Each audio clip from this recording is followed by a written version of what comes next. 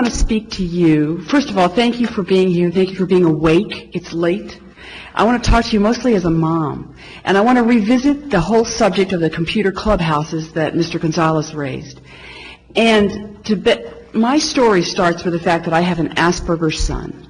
That means he's mildly autistic, functional, but at the same time really focused and not really good at picking up social cues.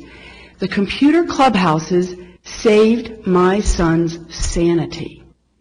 What happened is he is enrolled in Fairfax County schools, but there is no really good program tailored for Asperger kids. It's not going to be there for a couple decades. He's in special ed, but there's no tailored program for adolescents with Asperger's addressing the needs of the whole child. A friend invited him to the clubhouse when he was 12, and he dived in deep and never looked back. And for the first time in his life, he experienced deep and true and consistent success.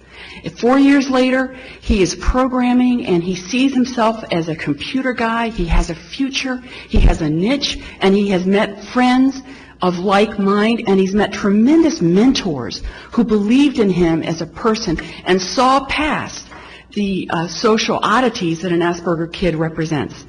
The computer clubhouses, I want you to understand that they are the only place where kids can experience high-end technical projects.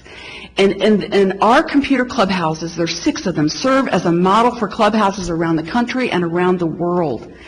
And kids experience the apex of the technical pyramid that we can offer them there.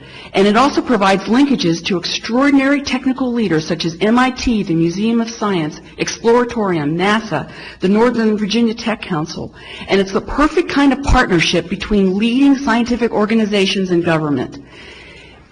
But like a Greek tragedy, there is a problem. And the problem is, right now on the table is the idea to close them down in July. In July is when they get their highest attendance. It's also when the culminating activities for the whole year happen.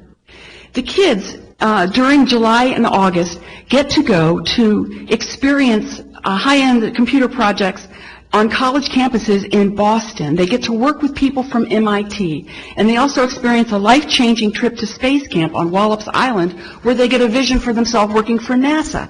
All this happens in July. So what I'd like to propose is another idea. What about closing the computer clubhouses down one by one at different times in the year for smaller amounts of time?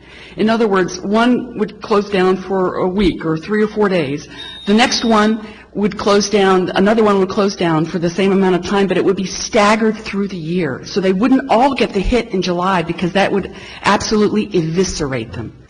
Well, thank you for listening. I just know that computers are just necessary. Kids have to read and they have to be computer literate, and we have a stable, functioning, wonderful program.